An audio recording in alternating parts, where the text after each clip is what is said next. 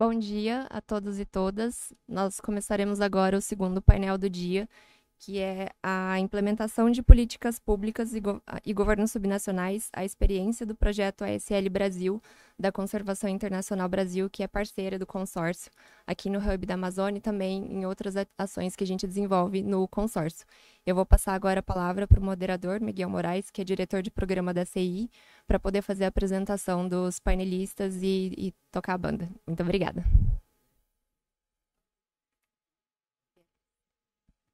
Obrigado, Beatriz. Bom dia, pessoal. Um prazer enorme estar aqui. Hoje é aquele dia que a gente está chegando, né? Então, todo mundo tentando se encontrar. Acho que todo mundo caminhou bastante. O clima está daquele jeito, né? Todo mundo suou um bocado para chegar aqui. Mas conseguimos, chegamos e é um prazer estar aqui com vocês. A ideia desse painel é a gente discutir um pouquinho a importância da implementação de políticas públicas, nacionais e subnacionais. Mas talvez ainda mais importante que isso é a gente olhar para a harmonização das políticas públicas. Ou seja, costurar, coordenar, fazer com que as políticas públicas nacionais se falem com as políticas públicas subnacionais. Tá? Então, para isso, a gente convidou o Pascal Martinez, que é Senior Climate Change Specialist do Global Environmental Facility. Ele é focado na área de florestas e lidera o portfólio do GEF-ASL dentro do GEF. A gente trouxe também o Giovanni Marques Rosa, que é coordenador de monitoramento e regularização ambiental rural da Secretaria de Meio Ambiente de Rondônia. Prazer, Giovanni, estar aqui contigo novamente. E o André Schwartz, que é diretor da Secretaria de Estado de Meio Ambiente do Acre. Muito bom ter você aqui, André, e ter o Acre representado nessa mesa. Obrigado pela presença e pela disponibilidade de vocês.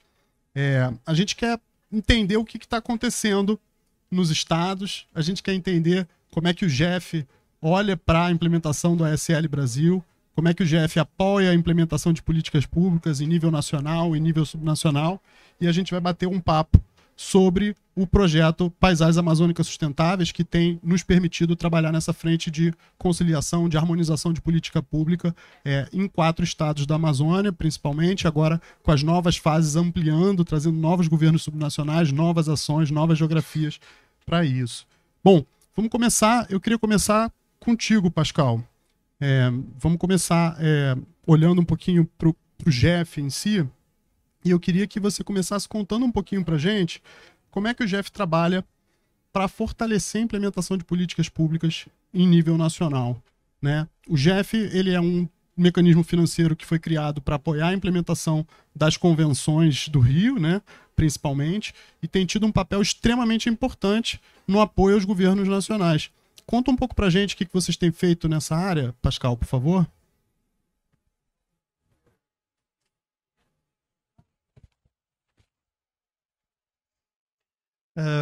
Bom dia, não falo português, desculpe, estou aprendendo, so I will speak in English. Well, you begin, you answered me with a response to the question, no? Indeed, the GEF is a financial mechanism of the Rio Conventions and other conventions, the multilateral agreements on environment. And as such, it is the core mandate and the responsibility of the GEF to support the countries to implement their policies on the environment. But the critical, I think, asset of GEF intervention is because it's in the environment, it's not always where there are already means to implement policies or to develop policies. No, this is where means are maybe lacking. So this is very important because GEF is really targeting where sectors where means are required, and also the way the GEF is working and intervening. The GEF is providing grants. And this is critical because other international partners provide loans or different kind of financial instruments. But the fact that the GEF is providing grants unable to intervene where you would not, it would not be so easy to intervene. And also because it is grants, GEF has a possibility to leverage other kind of funding. We have more or less, it's a goal, a corporate goal, that for each dollar of the JEF, we can leverage $7 from other partners in different kind of supports. And I think this is very important. So this is the core mandate of the JEF, support policies. And the JEF provide this means to make this happen. No? So I think it is very, very important. And also, one of the DNA of the JEF is the integrated approach. The JEF begins to be, as financial mechanism of the conventions, to support countries with specific issues on biodiversity, on climate change, on land degradation. But then, little by little, the JEF begins to integrate all the different aspects, because at landscape level, everything is related. So integration of environmental issues, integration also of different institutions. And this is very critical, because if we want to have policy, and our CEO, Carlos Manuel Rodriguez, speak a lot of what he calls the policy coherence. And it is related to this integrated approach, no? Because we have we see so many times contradicting policies or interventions in the same landscape, that the policy coherence is a key aspect also of the JEF intervention. We are really pushing on this aspect today, even more than before. So first we supported silos of environmental issues, then we integrated these different sectors or problems. And now we move to more a transformation agenda, especially pushing towards this policy coherence. So it's all a logic of JEF evolution in the time, and all this respond to the need that what is demonstrated by science to respond to have more impact possible, and more sustainable impact in the field. So this is a very complex issue, and I think the JEF today is quite well positioned, thanks to this evolution and approach, to really help countries to design and implement public policies that respond to the environmental problems today. Legal. Uma coisa que eu queria explorar, Pascal, é justamente essa proporção de cofinanciamento, né? Você mencionou que o JEF trabalha com cofinanciamento de 7:1, né? Por um lado, às vezes isso é um grande desafio para as organizações que estão submetendo propostas. Mas, por outro, é justamente uma oportunidade para a gente garantir que o recurso do JEF sirva para essa alavancagem, ou seja, sirva para apoiar esforços existentes de implementação de política pública, né?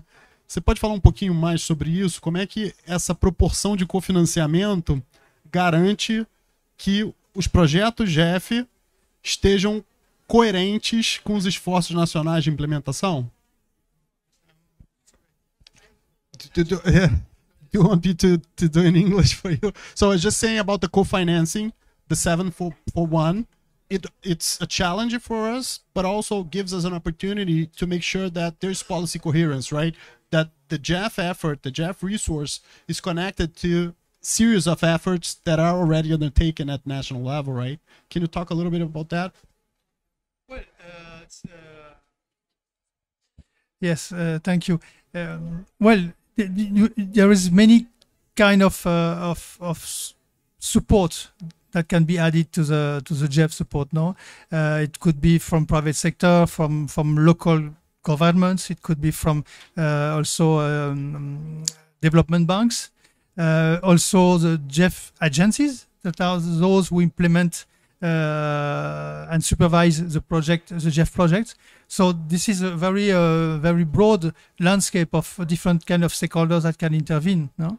And this is also very important to ensure that this co-financing is also real co-financing, because sometimes it's a kind of in-kind support that may not be really in addition to what is provided for the project implementation on the ground. So we are really trying to push to to make this kind of additional investment really land on the ground. And this is why in the last cycle we make a difference. We introduced a new concept of investment mobilized. So because to really ensure that this investment mobilized are really new funding, and for countries that are not least developed countries, so like countries in Latin America, we again, it's a corporate goal, it's not a requirement, no, but we expect to have for each dollars from the GEF, $5 from the investment mobilized, no, and this is materialized in the GEF project by we request a signed letter from the stakeholders are providing co-financing support. Interessante. Bom, eu tenho mais uma pergunta para você, Pascal. Vou dividir talvez ela em dois pedaços. Yeah. Let's not trust your Portuguese skills, right? I was relying too much on my capacity. Sorry. No worries. So I want to ask a final question, two aspects of that question. So first, I wanted you to tell us a little bit more about how GEF Sustainable Landscapes, Amazon Sustainable Landscapes, became one of the biggest GEF programs ever, right?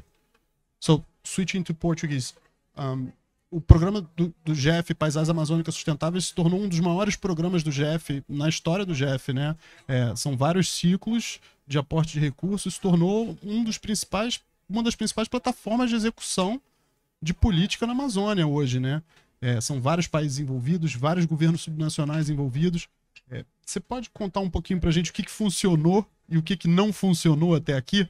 E aí eu queria pedir para você aproveitar e explorar um pouquinho como tem sido o papel dos governos subnacionais, porque a gente tem acompanhado nos últimos anos, cada vez mais, os governos subnacionais assumindo responsabilidade, assumindo um papel extremamente importante nesse contexto de implementação de política pública, assumindo protagonismo, estando presente nos eventos internacionais. Então, queria ouvir um pouquinho também sua perspectiva sobre o engajamento dos governos subnacionais.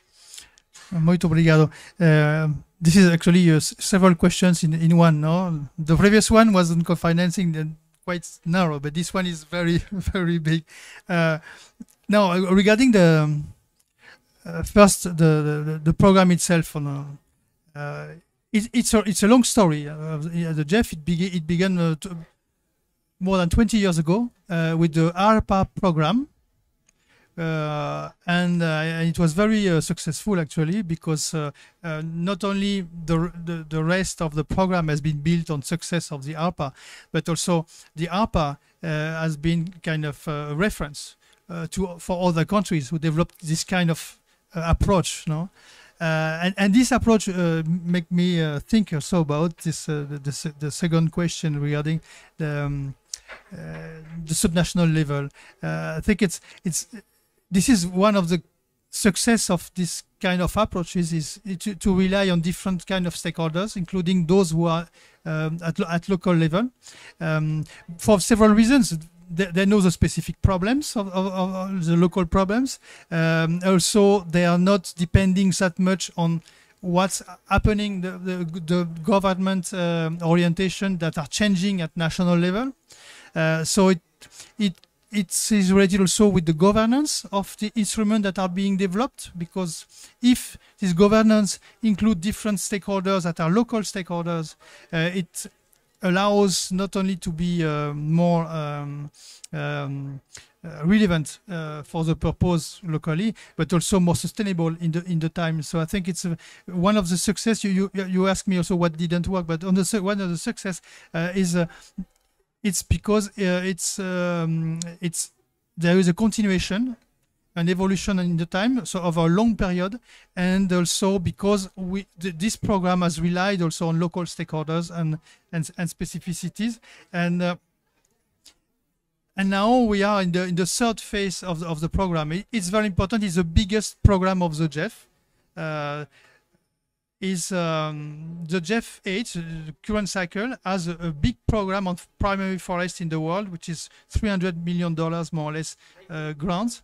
And out of this $300 million, $100 million is only for the Amazon. So the Amazon is the biggest forest program of the Jeff today. And this is, I think, the results of the story, the success story. It was normal to focus on the Jeff at the beginning because we all know the importance of the biome, Amazon biome, for biodiversity and climate change. If we need to prioritize, it should be a priority. So it began with this. But now we began with ARPA in Brazil. Then we have this program ASL, Amazon Sustainable Landscape, which began around 2015, only with the 3 most important countries of the Amazon. But then, 4 years after, we added other countries. We had 7 out of the 8 countries, and now we should have, if the council approved the last one, but Venezuela already entered, which was the one missing, and we should have the 8 countries in the same phase of the Jeff if it is approved in February for the first time. So there is a really a continuation, a process, and now it's a very big, very program. And in total, by the way, for the Amazon, over the 3 Jeff cycles since 2015, more or less, it's $300 million that was provided as grants from the Jeff to the region. So it's really a success story for the Jeff, maybe the best example of what we call the programmatic approach. No? And one of the reasons also of the success of the Jeff intervention is this approach as a program, because the science tells us, and we can see in our program, that if the countries come together in one program, the results is greater than the sum of the country result taken individually. No? And because of we have this in this program, we have a critical instrument, which is a regional coordination platform. This is from the beginning of the ASL 2015. And this platform allows exchange between countries, considering transboundary problems or eventually proposing transboundary project. We have one in the Putumayo basin, which has been promoted by the regional platform of the ASL. It's another project in addition to the program that we are speaking about now. No? In addition, so this regional platform allows also exchange between the countries, capacity building, policy influence. So this is critical, and this is part of the reason of the success of this program. So it's really a very nice example of Jeff approach in terms of conservation of primary forests, definitively, yes. Legal, obrigado. Eu acho que você trouxe uma perspectiva bem importante na sua fala que eu não tinha colocado, que é essa perspectiva de coordenação regional. Né? Então, os programas integrados do Jeff têm essa unidade de coordenação regional que promove um pouco esse intercâmbio.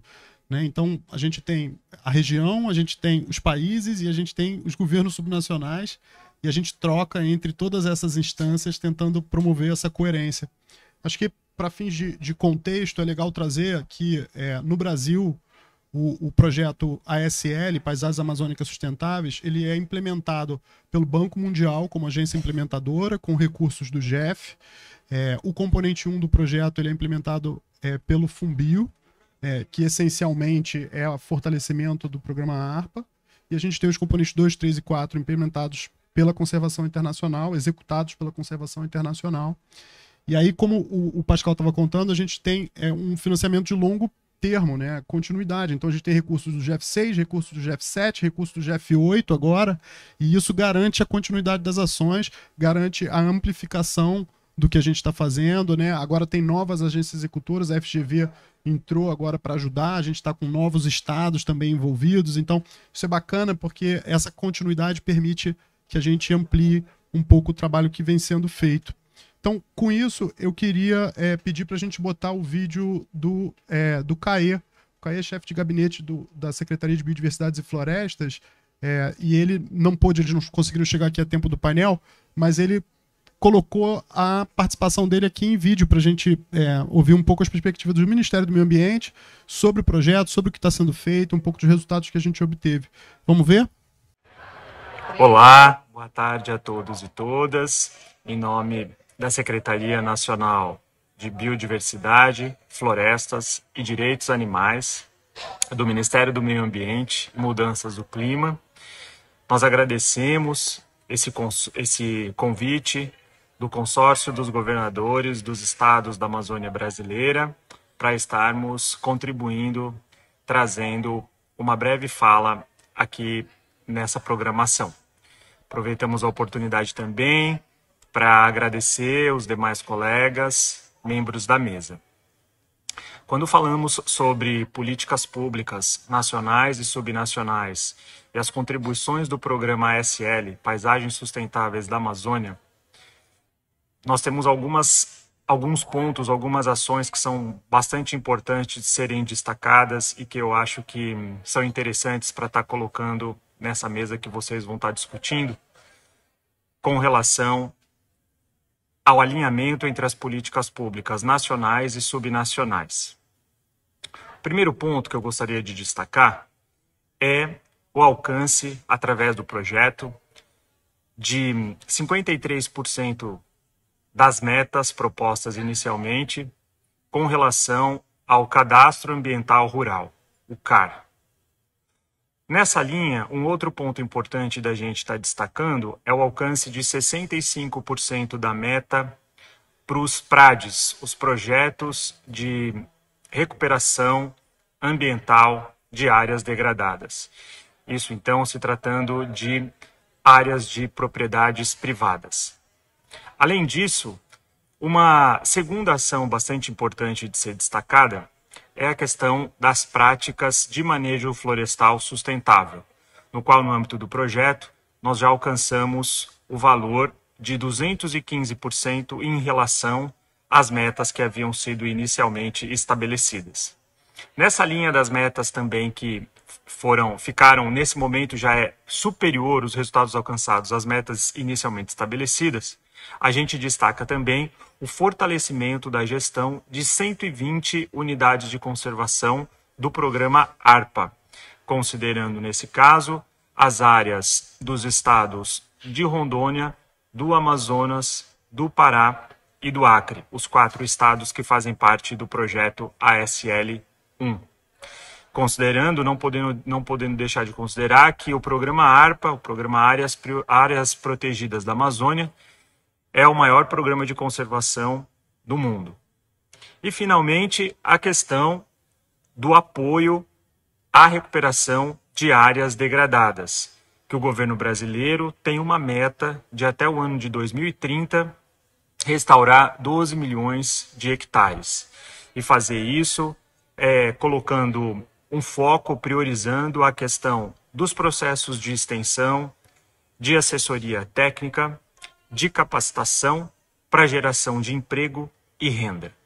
Faltando, portanto, 2 anos para o término do projeto ASL Fase 1, nós estamos bastante otimistas de que durante esse período será possível alcançar outros resultados bastante importantes e, com isso, podemos continuar fortalecendo o alinhamento entre as políticas públicas nacional e subnacional.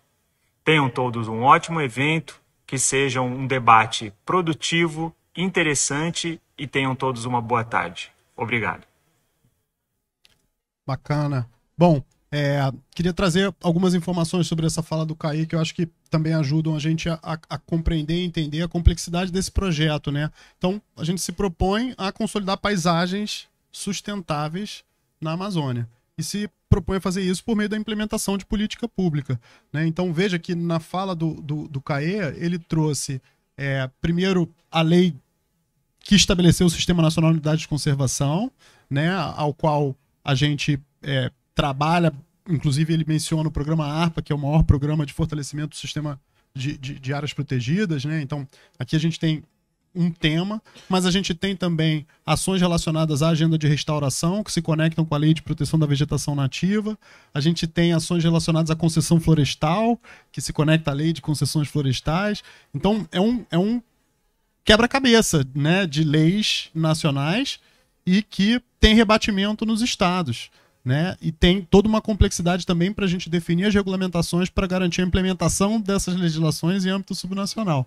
Então, eu queria aproveitar esse gancho para jogar a bola para vocês, André e Giovanni, para vocês contarem um pouquinho para a gente como é que está o contexto de implementação dessas políticas, principalmente que o Caê menciona, mas das outras que são extremamente importantes para a gente poder consolidar paisagens amazônicas sustentáveis. Como é que está esse contexto de implementação de política pública no Acre e em Rondônia? Conta um pouco para a gente, pode ser? Quer começar, Giovanni? Posso sim. Oi, boa tarde a todos, né? É uma satisfação e um prazer estar aqui representando a Secretaria de Estado do Meio Ambiente de Rondônia. Nosso secretário aqui também conosco, né? A gente agradece a participação e também a oportunidade, né? Dentro do projeto também a gente tem umas ações bem interessantes e a gente vai falar um pouquinho disso também depois, posteriormente. Mas dentro do estado de Rondônia, né? A gente tem diversos desafios, né? Principalmente como Secretaria de Meio Ambiente do estado. O estado de Rondônia, ele é um estado onde a principal cadeia produtiva, ela vem do setor primário, né? Então é da agropecuária, né? É o setor produtivo, que é forte no estado. Então a gente tem um desafio muito grande com relação a como trabalhar isso de forma sustentável. E o estado ele vem buscando isso, né? Então nós temos lá no estado somente de unidades de conservação estadual, são 49 unidades que representam 10% do estado, né? E ao total do estado são mais de 39% de áreas protegidas, né? Entre áreas, unidades federais, terras indígenas e unidades estaduais. Então, assim, o estado ele vem trabalhando com políticas públicas voltadas para o fortalecimento dessas áreas protegidas, né? Para a proteção dessas áreas, então, atua com o comando e controle, atua também com o fortalecimento da bioeconomia, principalmente nas áreas que são das unidades extrativistas, né? Onde o projeto também vem apoiando, e a gente vai falar isso também. Além, né, de trabalhar fortemente, principalmente com o setor produtivo, onde entra as áreas privadas, né? Então nós temos diversas estratégias para fortalecimento e implementação, que já existe, mas o fortalecimento principalmente da política de regularização ambiental, para poder viabilizar uma agricultura de forma sustentável, né? Então a gente está tentando buscar um grande desafio, né, que a agricultura ela se torne cada vez mais sustentável, né? A gente tem conseguido vários avanços com relação a isso dentro do estado, promovendo e inserindo, né, algo que eu acho que veio bem interessante, que o Caê mencionou, é a questão da inclusão, principalmente da assistência técnica também, da extensão dentro do processo da regularização ambiental, ao qual a gente tem como estratégia o apoio do órgão de assistência técnica e extensão para viabilizar, porque ele que tem a capilaridade e atua diretamente com o produtor rural. O estado de Rondônia tem uma característica que, dentro do cadastro ambiental rural, né, que é a informação, para quem não sabe, né, é um registro público, né, de informações ambientais obrigatório para todos os imóveis rurais, ou seja, a partir dele que a gente vai fazer um monitoramento, uma radiografia do imóvel rural na parte ambiental dessas áreas, para a gente poder definir o que ele tem de passivo e de que forma ele pode regularizar essas áreas. Então, dentro disso, a gente tem atuado, porque Rondônia tem 95% das suas propriedades rurais representam pequenos produtores, ou seja, agricultura familiar em sua predominância. E 5% que são de propriedades grandes, né, grandes produtores. Todavia, 50% os 5% representam 50% das áreas cadastráveis, né, produtivas do estado, e os outros 95% dos imóveis representam outros 50%. Então, além de trabalhar com a regularização ambiental, a gente tem que ter estratégias para trabalhar tanto com o grande produtor quanto com o pequeno produtor. E o Estado ele tem uma responsabilidade maior ainda com relação ao pequeno de trazer políticas públicas, né, e apoios para poder implementar e trazer a regularização ambiental de fato para essas áreas e essas propriedades.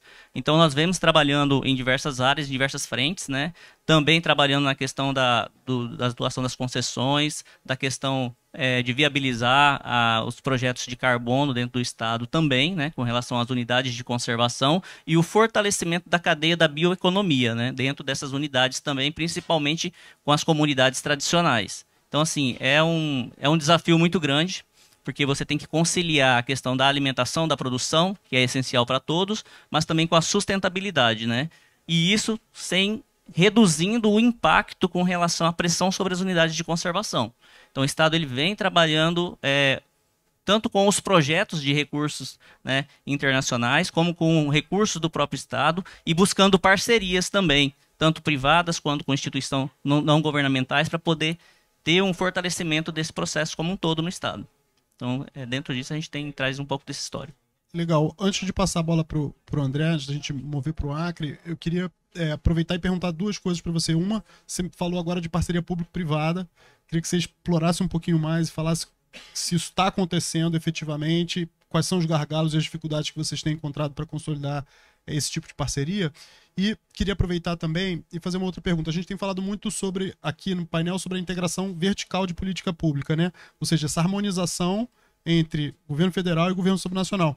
Mas como é que está essa integração horizontal no estado de Rondônia? Ou seja, como é que é o diálogo com os outros setores? E se vocês conseguem promover esse diálogo buscando mais coerência na implementação de política pública com os outros setores, ou se essa conversa não flui muito? Como é que é esse contexto de integração horizontal, Giovanni? Não, então, essa questão com relação à primeira pergunta, que era sobre parceria público-privada. Nós temos, sim, né, alguns... Eu acho que está engatinhando ainda dentro daquilo que a gente prevê, mas a gente tem já, inclusive, as compensações, né, de empresas privadas, ao qual a gente está destinando, e tem um fundo de aplicação para isso, ao qual a gente destina para apoio à recuperação, a monitoramento, recuperação, comando e controle dessas áreas. E agora a gente está tendo alguns trabalhos também mais específicos, tentando trazer recursos e tentar aprimorar também a questão do pagamento por serviços ambientais, né, que é algo que a gente precisa trabalhar fortemente para viabilizar, de fato, a questão da preservação, né? Você trazer a questão da renda com a preservação da floresta. Eu acho que isso daí é um dos maiores desafios que a gente tem, principalmente em se tratando das áreas rurais. Mas nós temos conseguido resultados, sim, com relação a essas parcerias, e tem um fundo já específico para a destinação dos recursos, né, que são aplicados dentro da SEDAM. E com relação à questão horizontal e vertical, eu vou falar um pouquinho assim, da transversal, né? A gente está trabalhando conjuntamente de todas as formas, né? Dentro com as outras instituições, a gente tem buscado um fortalecimento. A gente fala um pouco que às vezes a gente tem um costume de trabalhar cada um na sua caixa, né? Então a gente está tentando sair cada um da sua caixa e integrar um pouco mais as ações, né?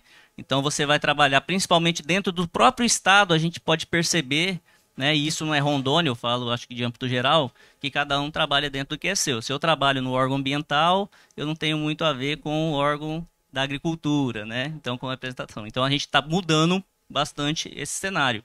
Então, a gente está trazendo todos para compartilhar, e é por isso que a gente está falando, né? A gente está trazendo assistência técnica e extensão rural para entender que é importante que o produtor, ele se regularize ambientalmente para ele conseguir acessar os mercados e conseguir uma valoração no seu produto para outros mercados mais importantes.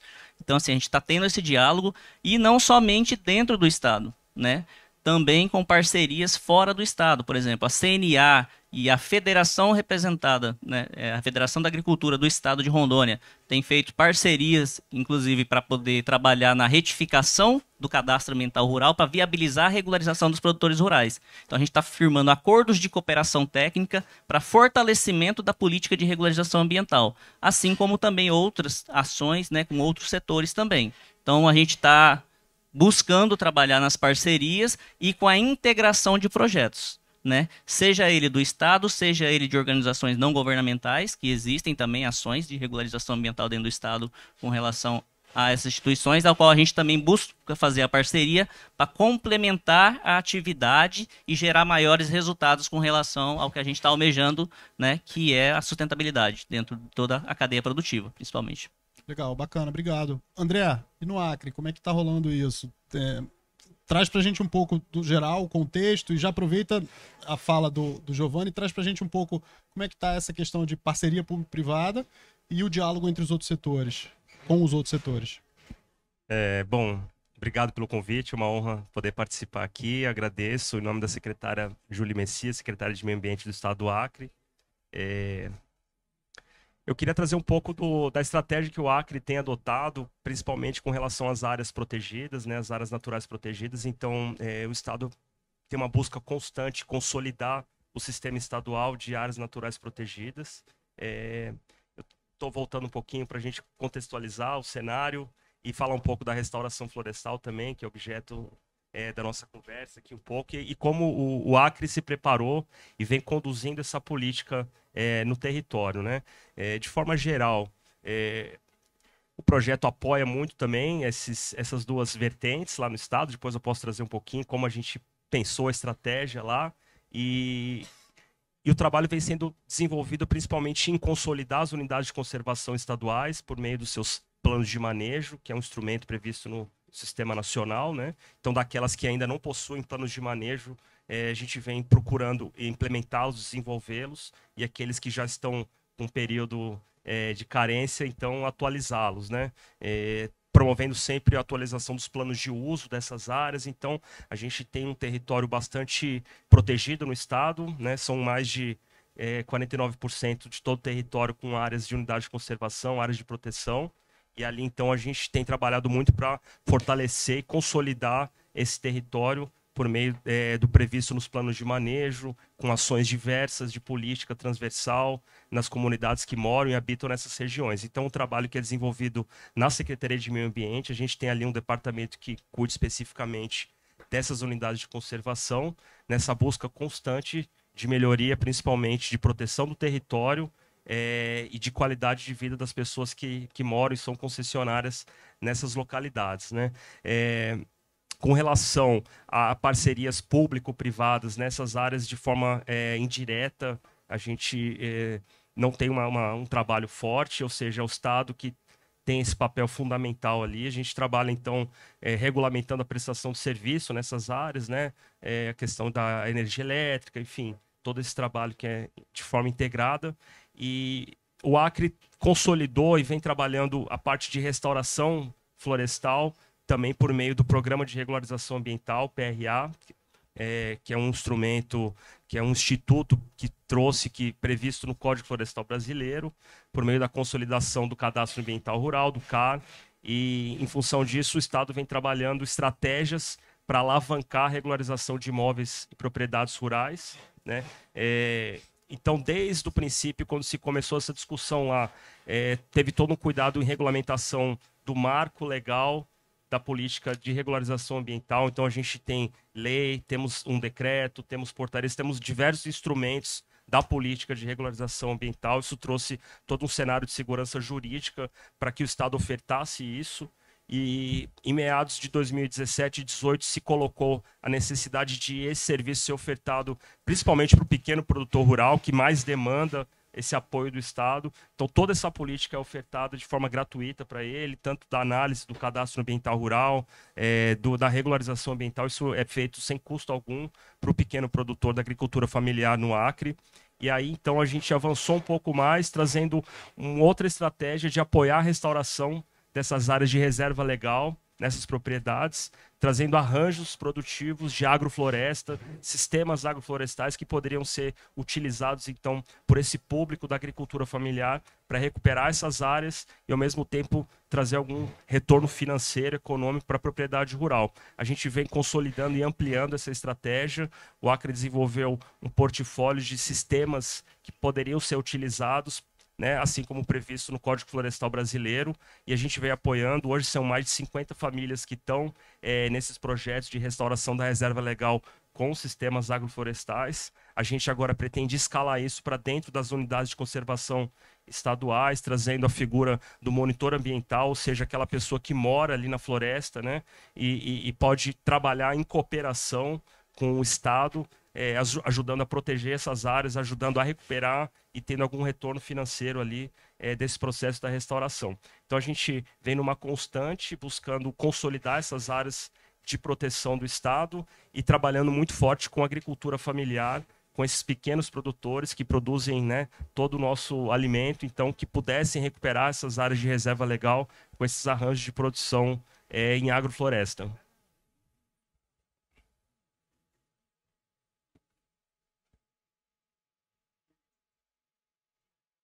Obrigado, André. Bom, queria agradecer a presença do governador aqui com a gente. Obrigado, governador, pela presença. É um prazer tê-lo aqui conosco, tá? Queria aproveitar a tua fala e a do Giovanni para a gente explorar um pouquinho mais esse contexto de harmonização de política pública, né? Na fala de vocês dois ficou muito claro como é importante a gente ser capaz de conectar essas diferentes ferramentas, né? Quando a gente pensa numa territorialidade. E aí eu queria entender de vocês como é que o ESL, o Projeto Paisagens Amazônicas Sustentáveis, está ajudando nesse contexto, né? Porque o desafio é um desafio contínuo, o projeto tem começo, meio e fim, né? O projeto vai passar, né? Como é que esse projeto está ajudando vocês a, de fato, aterrissar isso, a colocar essas coisas para girar no estado que vocês trabalham? Não, então, dentro da... Engraçado que vocês falaram, né? Tanto o Pascoal quanto você, Miguel, falou sobre a questão da importância do ASL dentro, né, do Projeto Paisagens Sustentáveis da Amazônia, dentro do GF, e, assim, é a mesma importância que ele tem também dentro do estado, né? Então, assim, Rondônia, ele tem sido um dos projetos mais importantes, principalmente voltados para a regularização ambiental de imóveis rurais, na política, né, de regularização ambiental, e também para a questão de apoiar dentro das unidades. Então, o projeto, ele traz o apoio e a questão da conectividade da paisagem, ela é extremamente importante nesse contexto. Por quê? Porque a gente visa trabalhar justamente com essa conectividade, promovendo apoio com relação... O projeto ele vem apoiando o monitoramento da regeneração natural dentro das áreas protegidas que estão passando por processos de recuperação. Então, hoje a gente apoia mais de 1.300 hectares de regeneração dentro das unidades com o apoio do projeto. A questão da elaboração de planos de manejo para as reservas extrativistas. Hoje o projeto apoia 15 unidades, né, para a elaboração do plano de manejo de 15 unidades dentro do estado. Então, assim, é de alta relevância, bem como também o apoio à bioeconomia, principalmente na cadeia da castanha. Tanto com a questão do apoio do estudo de viabilidade, quanto também com a estruturação, para trazer a renda para aquelas comunidades tradicionais que estão dentro das unidades extrativistas. Aí também, puxando o gancho, a gente também tem um trabalho muito forte, né, que o Caio até trouxe, né, aqui para nós no vídeo, com relação à representatividade, com relação ao cadastro ambiental rural. E eu posso dizer que dentro do estado, 43% dos resultados obtidos com relação ao cadastro ambiental rural são apoiados pelo Projeto Paisagens Sustentáveis da Amazônia, o ASL. Né? Então, assim, o projeto tem trago grande relevância porque a gente tem apoiado desde a análise dos cadastros ambientais rurais, ao qual a gente passa por um processo, né, de validação de informações ambientais do imóvel e até a elaboração dos projetos de recuperação com apoio para o pequeno produtor rural, onde a Emater foi inserida no processo e entrou com fortalecimento da assistência técnica de extensão rural estadual, ao qual ela presta todo o serviço e vai garantir a continuidade de atuação, porque se de repente a gente contrata, né, o projeto ele tem começo, meio e fim, como você falou, Miguel. Então a gente inserindo a ATER, a extensão oficial do estado, a gente consegue dar o quê? Continuidade a longo prazo, né, junto com o produtor, porque é uma garantia que tem que ter. Só que o projeto está entrando com esse apoio inicial para a estruturação dessa instituição, que vai dar o apoio ali continuado ao produtor. Bem como agora também pelo projeto, né, a gente está em fase aí de contratação para recuperação de 500 hectares, ou seja, aquele produtor que se propôs a aderir ao programa de regulação ambiental, a recuperar suas áreas, a gente vai dar um apoio inicial também, ao qual o projeto vem apoiando em 500 hectares em diversas propriedades, para poder ele ter um fôlego inicial, né, e iniciar a recuperação dessas suas áreas. E motivar ele também a trazer a recuperação e a regularidade. E com isso também a gente está trazendo a integração com outros projetos, ou seja, onde o projeto vem apoiando também com a elaboração dos projetos. Se tiver outro projeto que também tem áreas a serem recuperadas, a gente traz para dentro para poder também incentivar o produtor a trazer a regularidade. Então, a gente tem grandes resultados, né? A gente sabe assim que o projeto ele termina em algum momento, mas a gente tem que aproveitar ao máximo e garantir. Os nossos desafios, principalmente, é a continuidade daquilo que o projeto ele nos auxilia. Então a gente tem que trabalhar com a viabilidade tanto de captação de novos recursos, como também do Estado se preparar para poder dar continuidade àquele serviço e não sofrer a interrupção, né? Então a gente vem olhando a longo prazo, né, para que mesmo que o projeto ele termine, a gente continue as ações que foram iniciadas a partir do projeto. Eu falo que é muito assim, o privado, por exemplo, ele tem muita facilidade, devido ao recurso, de fazer as coisas rápido, né, com rapidez, com celeridade, iniciar rapidamente. Eu acho que o projeto ele é isso no Estado, ele ajuda a gente a alavancar para a gente poder dar continuidade posterior, porque o Estado é isso, ele dá continuidade a longo prazo, né? Muitas vezes carece de recurso, e o projeto ele apoia nesse sentido. E buscando toda a interlocução necessária, né, dentro do contexto de tanto reduzir a pressão das unidades de conservação, regularizando as propriedades também que estão no entorno dessas unidades. Então o projeto ele tem esse foco também, da gente trazer, né, uma redução da pressão do desmatamento por parte daqueles produtores que estão ali no entorno, trazendo a regularidade ambiental para eles também e facilitando o acesso a políticas públicas. No Acre, André, como é que o ACL está ajudando? A gente brinca que Acre e Rondônia são estados, né, muito próximos, porque essa política toda do cadastro ambiental rural ela foi desenvolvida, quase irmãos, né? Foi desenvolvida compartilhada, então muita coisa foi criada junto, né? Então as estratégias foram definidas ali no princípio e o projeto, desde a sua concepção, foi concebido no Acre nesse olhar de paisagem. Então, o primeiro exercício que foi feito lá, eu estava presente, inclusive em 2017, a gente passou a olhar o território e começou a recortar o projeto de cima para baixo, descendo até pensando naquele local, naquela área-alvo onde a gente poderia atuar com investimento ali para o projeto consolidar as unidades de conservação e pensando na restauração florestal. Então a gente fez esse olhar dedicado, pensando na conectividade da paisagem no território, no estado do Acre, e começamos então a desenhar estratégias que a gente pudesse trazer ali e fortalecer a proteção dessas áreas e começar a pensar em estratégias de restauração florestal. E assim foi feito, então elencamos áreas prioritárias dentro do projeto, pensando em locais onde a pressão do desmatamento é maior, pensando onde o projeto tem a sua linha de atuação no território brasileiro e nos estados. E ali trouxemos, então, áreas prioritárias para a restauração florestal. E a gente vem fazendo, então, desde então, esse exercício de trazer nessas comunidades a possibilidade de fazer a recuperação de reserva legal com esse apoio do projeto. O Acre tomou uma estratégia, desde o princípio, se organizando de maneira que toda a cadeia da restauração florestal vem sendo desenvolvida dentro da Secretaria de Meio Ambiente. Então, na SEMA do Acre, a gente tem um grande viveiro que o projeto vem apoiando há muito tempo, de produção de mudas de espécies florestais nativas, frutíferas, que são usadas para esses projetos de recuperação florestal pelo PRA, pelo Programa de Regularização Ambiental, que é onde está todo o ambiente, todo o background para restaurar as áreas de floresta em reserva legal e áreas de preservação permanente.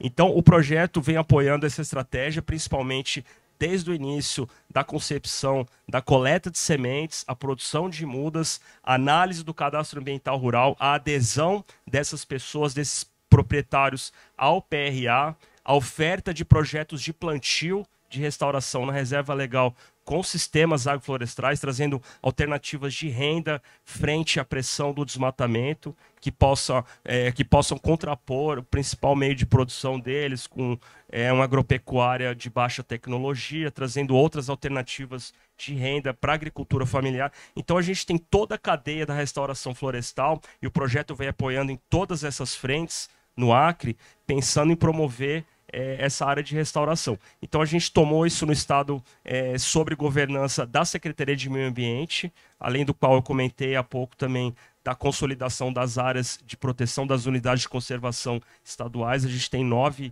grandes áreas de unidades de conservação e o projeto apoia algumas delas estrategicamente, pensando em seus planos de manejo e seus planos de uso público. Então a gente teve esse olhar dedicado, pensando no território, na conectividade de paisagens, pensando em áreas-alvo que a gente pudesse atuar, e a gente vem então tentando consolidar e ampliar, escalar essas estratégias de restauração e preservação e consolidação das unidades de conservação. Então, bacana, né? Esse papel do projeto trazendo um pouco essa conectividade entre esses diferentes instrumentos. Acho que isso é uma perspectiva bem legal. O Pascal trouxe um pouco a perspectiva da continuidade do financiamento, que eu acho que é fundamental, porque se não tem continuidade a gente, né, acaba nadando, morrendo na praia. Mas eu acho legal também perceber a importância da gente conectar internamente com outros setores, com outras secretarias, né, e trazer tudo isso para um esforço conjunto. Gente, para terminar aqui a nossa intervenção, eu queria um comentário final de cada um de vocês. E aí eu queria voltar naquela história de que projeto ele tem começo, meio e fim, né? Vai acabar em algum momento. Quando acabar, o que vocês esperam que fique? Ou seja, Pascal numa perspectiva de programa, né? Programa SL. Quando acabar esse programa, o que fica? O que você espera que fique no futuro? E André e Giovanni numa perspectiva de governo subnacional, quando acabar o projeto SL, o que vocês esperam que fique de fato, né? Não sei, quem quer começar? Pascal?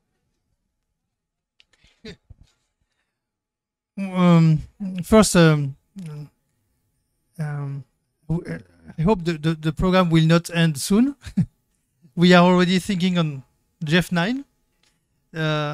So I think there should be, we can hope there will be continuity. I think what is very important that for the program is to create kind of footprint that are sustainable in the time, and there are two different kind of footprints. I think there is the institutional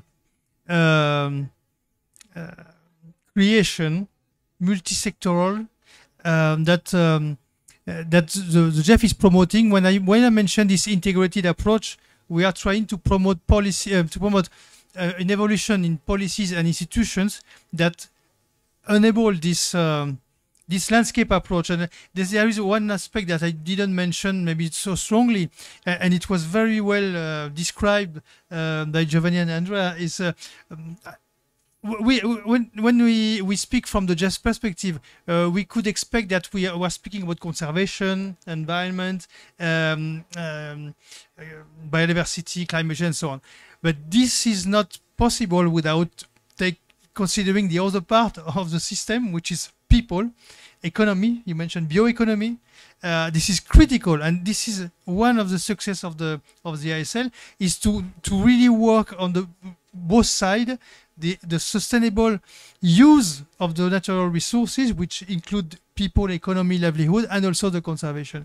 So, and this is, I think, doable when we have this institutional arrangements in place, multi-sectoral and so on. And I think that when a project or one important footprint of the project after it ends or program, it is this kind of arrangements, and also the continuation of the financial. And at the program level, and I will end like this because the time is running. But what I mentioned, the role of the regional project, the coordination, and one of the role is this external growth, trying to capture here and there all the good and important opportunities that are already existing or that are being proposed. And it's a key function of this platform to be able to link with all what is being done. And we have seen recently the great attention that Amazon and nature globally is having globally, no? So it's very important for us, because one of the problems that we have, you ask me what didn't work and so on. I think one of the problem is also the fact that we have many different partners, initiatives, not necessarily working together. If you put all this energy together, I think it's the same as when we speak about the programmatic approach. I said that the program is greater in terms of result than the sum of the parts, but the sum of the programs or initiatives globally that exist is greater than each of the program considering individually. So one of the key things that could remain at program level is the capacity to have created the necessary link between an articulation between the different initiatives. Of course, we all have different mandates, different timeline, different objectives. We want to be in the picture, maybe for some kind of approaches. But all these stakeholders need to work together, and this has to remain when the program is ending. This creation of the links between the different partners and initiatives. Great, thanks. André, o que fica? Fica o desafio da gente pensar, né, na escalabilidade da restauração florestal na Amazônia. A gente tem metas pactuadas ambiciosas e muitas vezes sem resposta de como, onde e com que recurso iremos no Brasil avançar, né, nessa temática. Então, eu acho que fica o desafio da gente discutir isso, em como viabilizar, né, como financiar e escalar a restauração florestal no Brasil. A gente fala que não é barato restaurar florestas, né? É um custo muito elevado e ele vem se incrementando cada vez mais. Então a gente tem que pensar no financiamento da restauração e como isso vai chegar na ponta, pensando nas pessoas que estão ali residindo. Então a gente fala muito em financiamento e em cofinanciamento, mas a gente tem que pensar nas pessoas que moram na floresta, né? Nós temos na Amazônia uma floresta habitada, então ela é uma floresta rica e ocupada por pessoas que moram ali em situações críticas. A gente precisa falar de restauração e falar de financiamento, mas pensando que isso vai chegar na ponta sempre. A gente vê que é um desafio muito grande e de forma geral, a gente observa valores virtuosos pensando nesses projetos, mas o que de fato tem chegado na ponta são situações que ainda precisam ser ampliadas, né, melhoradas. Então eu queria trazer como uma palavra final a gente ter esse olhar dedicado, pensar em comunidades que ali habitam, pensando na restauração florestal. E o mercado tem um papel fundamental nisso. O mercado quer consumir produtos da sociobiodiversidade, produtos da bioeconomia, o produto agropecuário, mas ele tem que estar disposto também a remunerar por todo esse esforço, o que significa ter uma propriedade regularizada, com suas áreas de floresta preservadas. Então, eu acho que um papel fundamental que nos próximos anos o mercado e o mercado de selo, das cadeias, da rastreabilidade tem que ter, é mostrar isso e dar valor ao que significa produzir na Amazônia com responsabilidade socioambiental. Cara, Giovanni, em Rondônia, o que fica?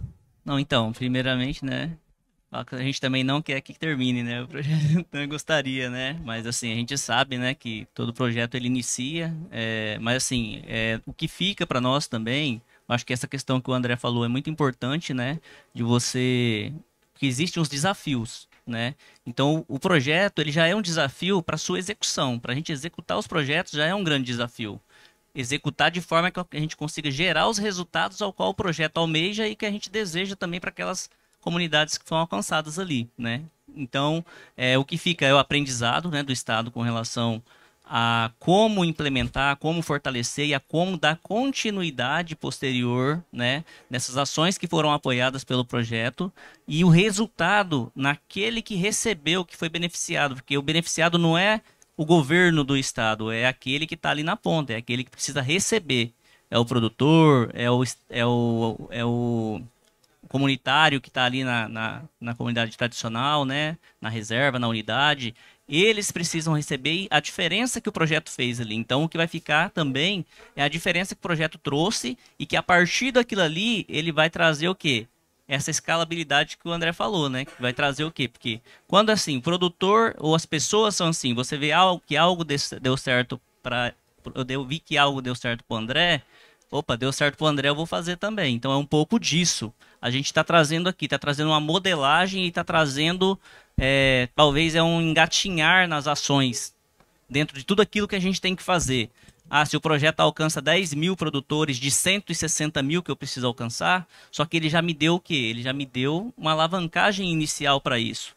Então vai ficar tudo aquilo que o projeto trouxe de aprendizado e que ele conseguiu alcançar ali, vai ficar de desafio posterior para que o Estado ele busque novos recurso, novos parceiros para se trabalhar e conseguir alcançar todo aquele resultado que ele realmente precisa, né? Então, acho que o projeto ele deixa isso, né? E a gente precisa entender muito para utilizar o recurso de um projeto para pensar nele em sua escala após o final, né? A gente conseguir continuar com as ações após o final.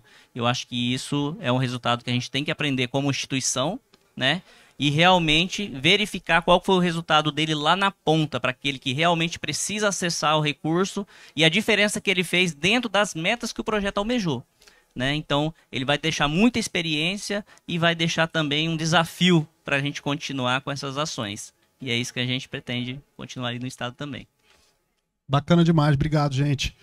Bom, estamos chegando no horário, né? Precisamos fechar.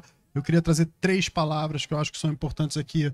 Um é coordenação de esforços, a outra é essa harmonização de políticas públicas e, para fechar, a importância da continuidade dessas iniciativas, né? A gente espera que venha GF 9, 10, 11, que a gente continue acessando os recursos, né, Giovanni?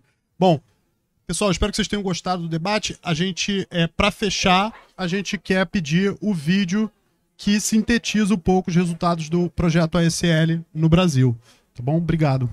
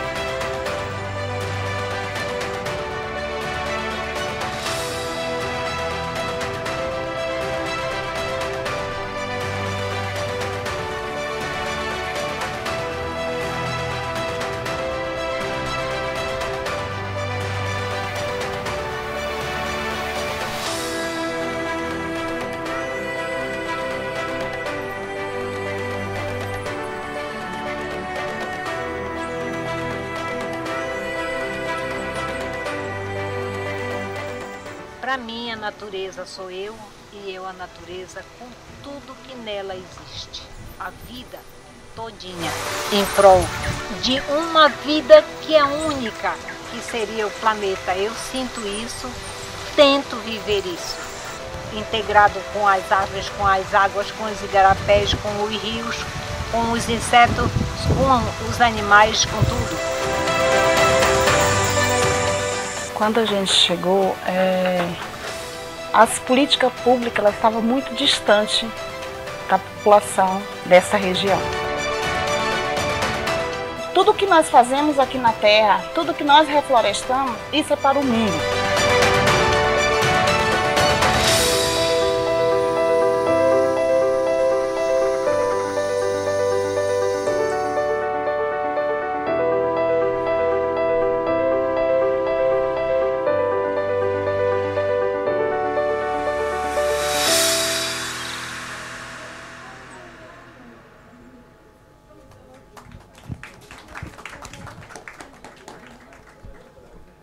Obrigado, pessoal. Foi um prazer estar aqui com vocês hoje de manhã. Obrigado, Pascal. Obrigado, Giovanni. Obrigado, André. Obrigado. Obrigado, agradeço.